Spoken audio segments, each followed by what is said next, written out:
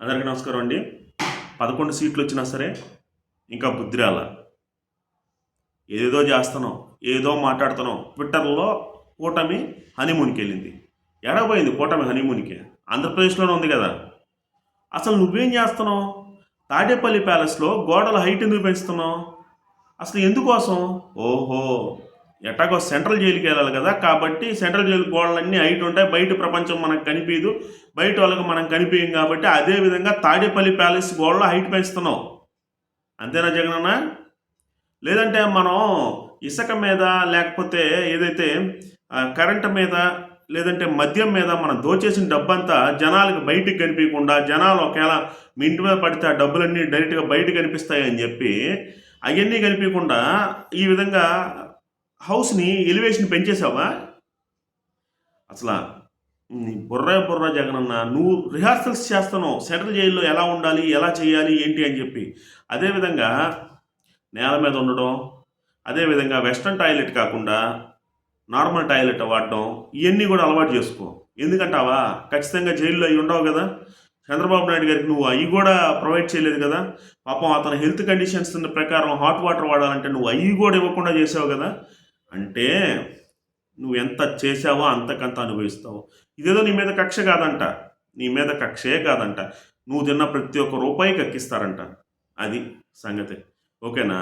ఇదిలా ఉండగా తాడేపల్లి ఈ విధంగా నువ్వు ఈ విధంగా లేపుకొని ఈ విధంగా చేసుకుంటా గోడలు ఎన్ని జనాలకు కనిపించకుండా దాక్కుని పోతావు. నిన్ను పట్టుకుని నీ ₹5 పేటీఎం బ్యాచ్ ఏమంటారు? సింహం సింగిల్గా సింగిల్గా పోటీ చేస్తుందని చెప్పి ఇప్పుడు రా సింగల్గా, ఇప్పుడు రా బయట తిరుగు. నీ ఇంటికి ఇప్పుడు పిలుచుకో నాయకుల్ని, నీ ఇంటికి ఇప్పుడు పిలుచుకో నీ అభిమానుల్ని పిలవు. ఇంటి దాకా రా. నీవు 6:30 అయితే గడి పెట్టేస్తావు, ఏదేదో చేసేస్తావు, ఏదేదో మాట్లాడేస్తావు, ఎవరెవరినో తిట్టేస్తావు. చంద్రబాబు నాయుడు తిట్టావు, లోకేష్ని తిట్టావు, పవన్ కళ్యాణ్ ఏమన్నా 3వ భార్య 4వ భార్య అన్నావు, రకరకాలుగా మాట్లాడేసావు. ఈరోజు నీ కర్మ ఏమైందా? నీ కర్మ ఖాళీ. నువ్వు నీ ఇంటికే పరిమితం అయిపోయావు. కనీసం నిన్ను రాష్ట్రం కూడా దాటనీరు. నువ్వు రాష్ట్రం కూడా దాటలేవు. ఓకేనా? అందుకే నువ్వు సీఎంగా ఉన్నప్పుడే, ఏది ఆపద్బర్మ సీఎంగా ఉన్నప్పుడే నువ్వు బయట టూర్స్ అన్నీ కొట్టుకొచ్చావు. ఎందుకంటే నిన్ను ఇప్పుడు అసలు దేశం కూడా దాటనీరు కదా.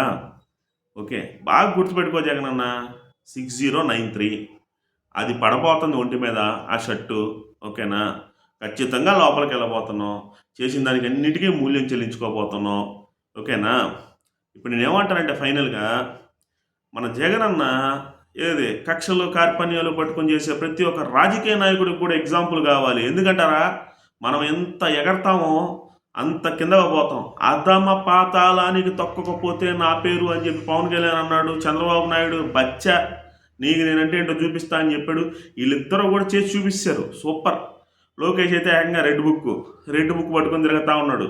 కాబట్టి చేసే ప్రతి ఒక్క తప్పు కూడా ప్రతి ఒక్కళ్ళు కూడా కౌంట్ చేస్తూ ఉంటారు. వాళ్ళు కౌంట్ చేయడం మర్చిపోతే దేవుడు కౌంట్ చేస్తాడు. దేవుడు కౌంట్ చేశాడు కాబట్టి నువ్వు ఈరోజు నిజంగా అధమ పాతాళానికి వెళ్ళిపోయావు. ఆ 11 సీట్లు కూడా నీకు ఎట్టా వచ్చాయో అర్థం కావట్లా. నిజంగా నా ఉద్దేశం ప్రకారం అవి కూడా రావనుకున్నా. ఆ 11 సీట్లు రావడం, ప్రతిపక్ష హోదా కూడా లేకపోవడం, ఇన్ని కిండలు చేశారా, ఇన్ని కామెడీలు చేశారా. 23 సీట్లు నేను అనుకుంటే నీకు ప్రతిపక్ష హోదా కూడా వచ్చేది కాదు చంద్రబాబు నాయుడు అని చెప్పాను. బట్ ప్రజలు అనుకున్నారు నీకు ప్రతిపక్ష హోదా కూడా ఇవ్వాల. 11 సీట్లు అంటే ప్రతిపక్ష హోదా లేదు కదా, 10% కదా, లేదు కదా. కాబట్టి ఎగరమాక జగన్మోహన్ రెడ్డి, ఎగిరావు అయిపోయింది. మళ్ళీ ఏదో ఒక నాటకాలు స్టార్ట్ చేస్తావు, మళ్ళీ ఏదో చేస్తావు. జనాలు అయితే నేను నమ్మరు. ఒక్క ఛాన్స్ అయిపోయింది. ఒక్క ఛాన్స్లో 25 సంవత్సరాలు 30 సంవత్సరాలు వెనక్కి లాగేసావు రాష్ట్రాన్ని. నీకు 2 చేతుల దండం పెట్టి జగన్మోహన్ రెడ్డి ప్రజలు చూసావు కదా.